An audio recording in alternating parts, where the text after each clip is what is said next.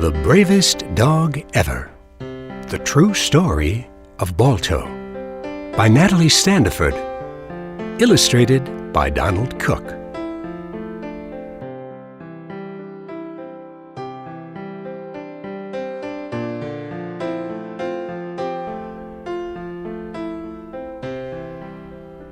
This is a true story about a very brave dog.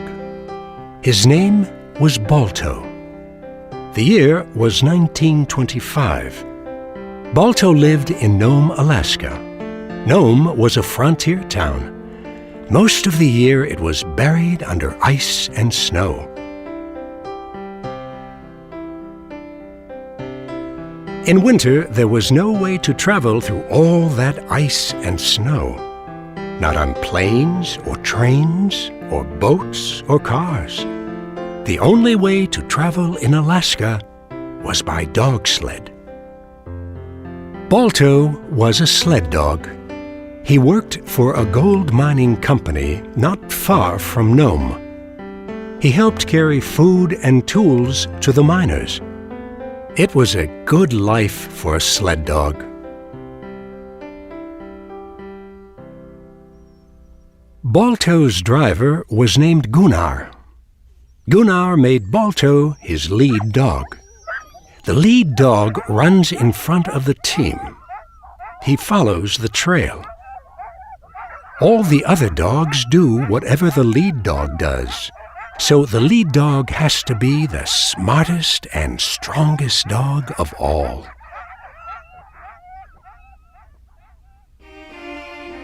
One cold winter day, a terrible thing happened in Nome. 2 children got very sick. Their parents called the doctor. He was the only doctor in the whole town.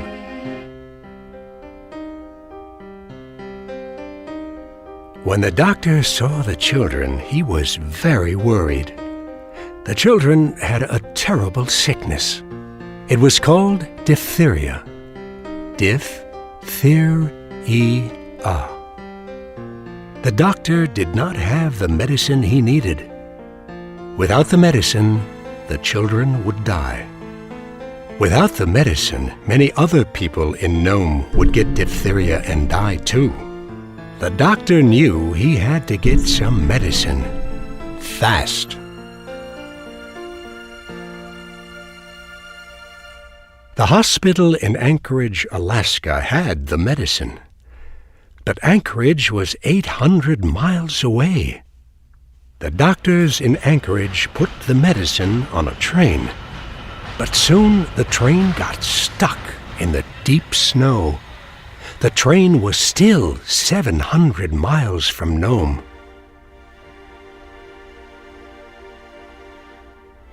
The people of Nome held a meeting. Everyone was very scared. "What are we going to do?" asked the doctor. "We have to get that medicine." At last, someone said, "What about a dog sled relay?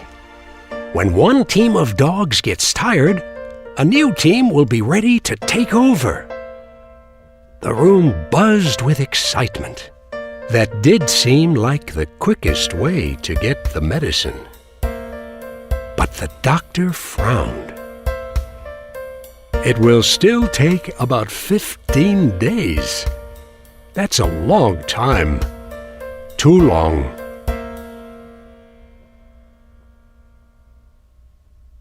Maybe the doctor was right, but there was no other choice. So the mayor spoke over the radio. "Please help," he said. "We need the best drivers and dogs to help save our town." Gunnar heard the mayor on the radio. Gunnar knew he had the best dog team and the best lead dog. Balto would come to the rescue.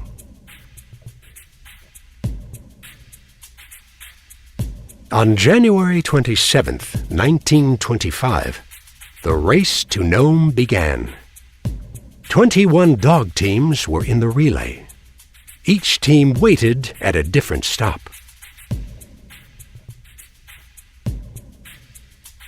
The first driver took the medicine from the train. He wrapped it in fur to keep it from freezing. Then he drove his dogs as fast as he could to the second stop. He made his run in good time. But soon the wind began to blow hard. The air grew colder. A blizzard was coming. It was one of the worst storms ever. Still, the race went on. Somehow, each dog team made it to the next stop.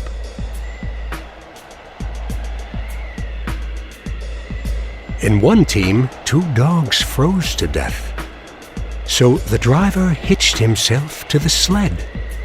He helped the rest of his dogs pull through the storm.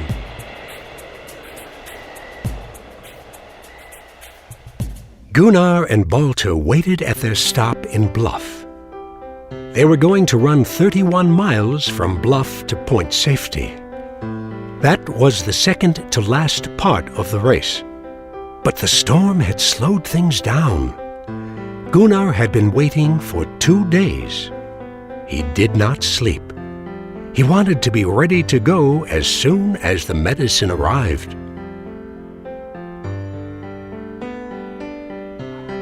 At last, Gunnar heard dogs barking. The medicine was here. He put it on the sled with a small stove and a little food. Then he hitched up his dogs. Balto stood proudly in the lead. Gunnar cracked his whip. "Mush!" he cried. That meant go. The team ran out into the snowy night.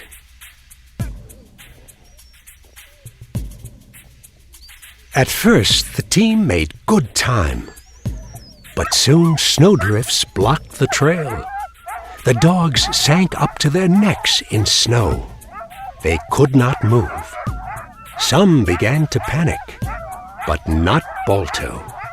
He stayed calm. That helped the other dogs, while Gunnar dug them out of the snow. At last, the team was on its way again.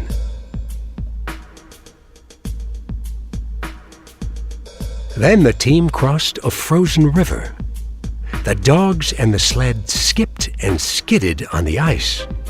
Oh no! Over went the sled. Gunnar got it up again, but the medicine was gone. Wildly, Gunnar dug for the medicine. He could not see through the heavy snow. But at last he felt the package. He put it back on the sled.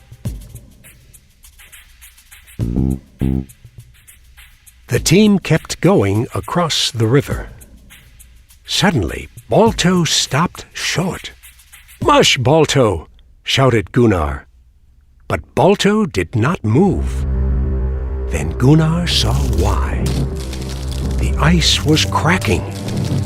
If the team fell into the river, they would all drown.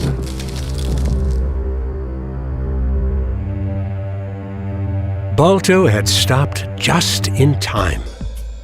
"Smart dog," Gunnar told him. Then he saw that Balto's feet were wet.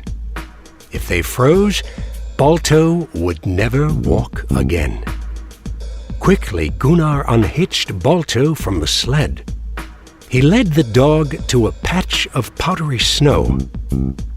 Gunnar rubbed Balto's paws in the powder. Soon they were dry. Balto was ready to go once more.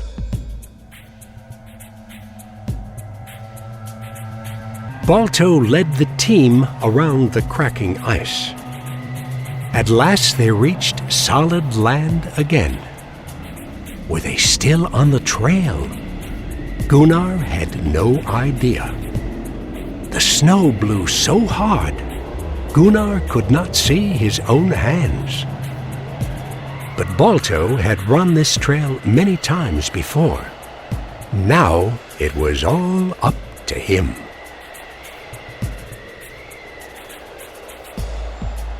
Finally, the storm died down. Gunnar saw point safety just ahead. Balto did it, thought Gunnar. He couldn't wait to warm his hands by a cozy fire. But all the lights were out at point safety. Was the next driver there? Gunnar did not know. And there was no time to find out. So Gunnar and Balto did not stop. They had never been so tired. But they raced on through the night toward Nome.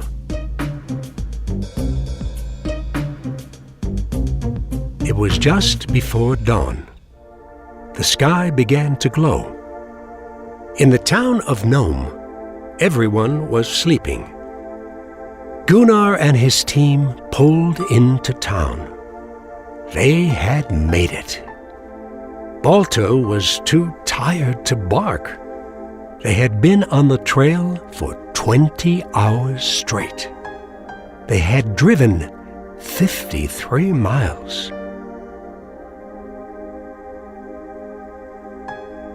Gunnar took the medicine to the doctor.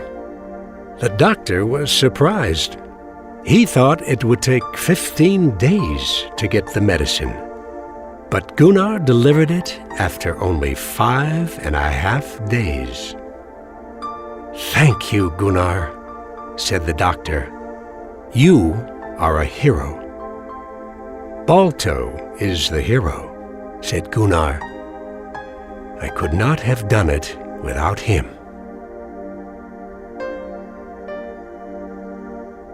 The doctor went right to work. He gave the medicine to all the sick people. In a few days, they would be well. The town of Nome was saved. All over America, people cheered for Balto. They read about his bravery in the newspaper. Balto was the most famous dog in the world. A year later, the people of New York City put up a statue of Balto. It still stands in Central Park. Lots of children play on the statue. They remember Balto, the bravest dog ever.